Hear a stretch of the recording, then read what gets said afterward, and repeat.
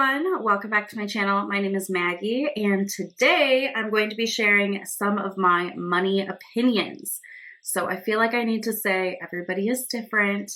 Personal finance is personal, and these are just my opinions. You may agree, you may disagree. That's okay. It's just a fun video, but I would love to hear from you in the comment section below if you have any thoughts or your own opinions you want to share.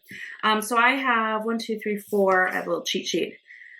5-ish that I want to share today. I have done a similar video to this in the past. I will link that down below if you want to check it out. But let's go ahead and dive in. They're not in any like particularly ranked order. It's just kind of how the brainstorming came to me. Okay, so number 1, being financially independent or capable is the number 1 goal. So I really believe that being able to manage your own bills, I'm sorry, my cat is so needy right now. Being able to manage your own bills, knowing how to get into your bank accounts, and not being reliant on relationships, whether that be with a roommate or a family member or a partner, to take care of all of that for you. You know, I personally watched when my grandfather passed away. He had done everything money. He paid all the bills. He did everything, invested the money for the retirement. And my grandmother, she knew how to write a check, but that's kind of it. Like, she never had to manage that before. And it was really kind of sad to see someone struggle through that while they're grieving, of course, but also just knowing like, wow, she had no idea. And oh my gosh, my cat. And thankfully, you know, my grandfather was, you know, honest and upfront in everything he said he was going to do with the money he did. But, you know, you're just in such a vulnerable position if you don't know how to manage on your own. And it can be a joint effort, but I think the knowledge and the skill of being able to manage a household budget is definitely something that everybody, I don't care who you are, I feel like you should be able to learn and know how to do. Okay, number 2, this one may be a little more controversial. Credit card cash back is my favorite type of credit card. I know that there's all sorts of ones for points and travel rewards, but I personally have found the cash back to be the best for me. I feel like it's underrated, honestly. So 1, it helps me fight inflation. So I get on my Capital One card that I use the most, I get 1.5% back on everything, which is fantastic. I also have a Discover card where every quarter it's a different category and it's 5% cash back. So for example, 1 quarter would be grocery store and you get 5% cash back. And so I use that card and it's amazing because I'm able to buy all the groceries I normally would have. I don't look at it as like an increase, like, oh, I get to buy more. I just look at it as I'm getting money back for shopping for the things that I already would have shopped for. The thing about credit cards is everybody knows, you know, you can get into some trouble with them if you're not managing them correctly. But it also helped me when I was paying off my debt. So for me personally, I used to travel for work every week and I had a cashback card, and, you know, I would get reimbursed from my company for the purchases and like my meals and the hotel and all of that. But I would get cash back on top of it. And I use that to help me snowball my debt. So, you know, I don't think it's totally the best for everybody. Some people can do some amazing trips through travel hacking, but I think for day-to-day, someone who isn't super motivated by travel hacking, cashback is the way to go. You can also let it build. I know I've heard of other people that will let their cashback build all year, and that becomes their Christmas fund to buy gifts and all of that. And so, you know, you can be creative with it, but I think that the cashback reward is definitely underrated. All right, opinion number 3.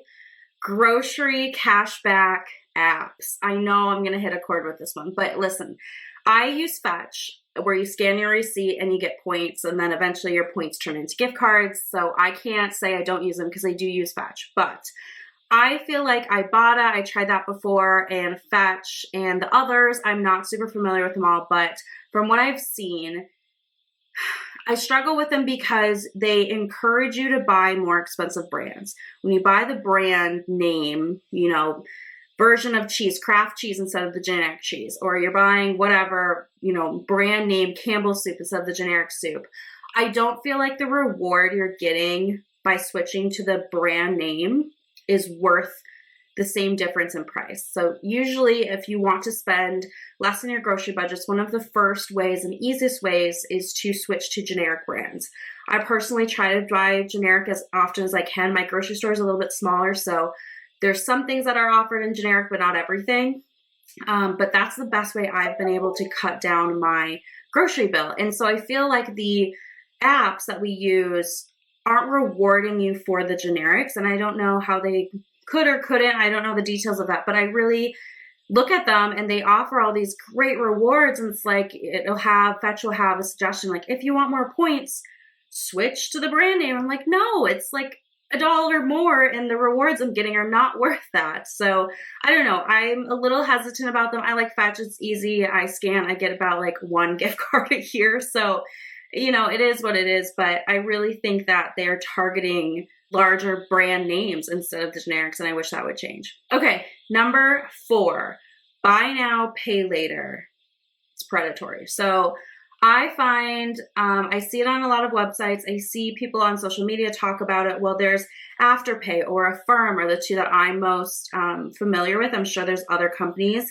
And it usually is a 0% interest. So like I can get behind that. I get it. But I think you're instilling bad habits. And so you say, oh, I'll just split the payments over 4 months after I make this purchase. But you're in the habit of borrowing from your future then, even though it isn't costing you money. I just feel like they're kind of predatory. And what really, I guess, struck a chord with me on this one is I've seen people in the debt-free community, in the financial community on Instagram, on YouTube, recommend it. And I think it just left a sour taste in my mouth personally, because I've seen these people and cheer them on getting out of debt, and they talked about changing their habits. And then they talk about Affirm or Afterpay and, oh, just pay for the next 3 months. I'm like, that's what got you into debt the first time, is you have that mentality, and I'll just pay it later, I'll pay it later. And so, you know, instead of paying for 4 months afterwards, save that amount 4 months forward, and then you can make that payment. I know the delayed gratification isn't as fun, but I just, whenever I see those promoted, I just kind of cringe a little. The last one I'm going to talk about is having too complicated of budgets. Now, I budget every month. I share my monthly budget. I'm sure some people think mine's too complicated. I'm sure people think mine's too basic. You know, it's subjective. But I like to watch budgeting content on YouTube. I love watching cash stuffings. I'm not personally a cash stuffer, but they're very relaxing. It's like something that helps me unwind. Hearing people count is really relaxing for me. I kind of fall asleep to the videos a lot. But anyway, I often see budgets or hear people as they're talking through their cash stuffing videos have all of these sinking funds, and then they have all of these savings challenges. And sometimes I feel like it's just too much happening at the same time, and you're having to put $5 in everything, and you're really not making a lot of progress in any of them. So for me personally, as far as sinking funds go, I try to consolidate as much as possible. An example of that is I have a gifts sinking fund, and it serves for all gifts. It serves for Christmas. It serves for birthday gifts. It serves for wedding gifts, baby showers, whatever I have going on. It's for all things gifts. And that has helped me immensely. I do still kind of figure out how much I want to spend at Christmas for everybody and make sure I have that amount, but I don't have different things going on. Another example is my annual sinking fund. I put about $120 in there every month, and that covers all of my annual bills. So for example, my AAA membership, I just paid that. My car registration tags come out of there. My fitness app on my phone, I pay for an annual subscription because it's cheaper, and I pay from that out of there. When I file my taxes, I pay the amount it costs for me to file my taxes out of that. Like, it just hits all of those. Instead of having these little sinking funds for all of them, I lump them all together, and it's made it a lot easier for me to manage. As far as the savings challenges side, I think that they're fun, but I personally like savings challenges where you don't always know what you're going to end up with. I don't know. My brain works where, like, I see the 52-week savings challenge as an example, and like, you know how much you're going to have at the end of the year. If you know, do it all, it usually calculates for you, or you can find a calculator online. But that's like not fun for me. I don't know. It's for me, it's the excitement of not knowing what you're going to put in. Like, I like savings challenges to have a dice rolling thing, or like you're randomly selecting. The scratch offs are kind of fun, because otherwise I would just save the amount I need to save. Like, I feel like it overcomplicates it. And maybe that's just my brain. I know a lot of people find them really motivating, but I also see people have all of these savings challenges going, like, you know, 7, 8, 10 of them. And I'm like, but you're saving the money, you finish it, And then when you hear people talk about what they're going to put the money towards, maybe it's a $500 savings challenge. They had a $200 one and like a, I don't know, $100 one. Like they finish them all around the same time. And then you hear them say, I'm going to put all of this towards debt, or I'm going to put all of this towards a wedding, or I'm going to put all of this towards whatever. And I'm like, why did you overcomplicate 3 different things if it's all funneling to the same goal? I don't know. I think this may just be like how I'm wired, and other people are wired differently in their brains. But sometimes I just feel like you're overcomplicating savings, or you're overcomplicating what you're trying to do.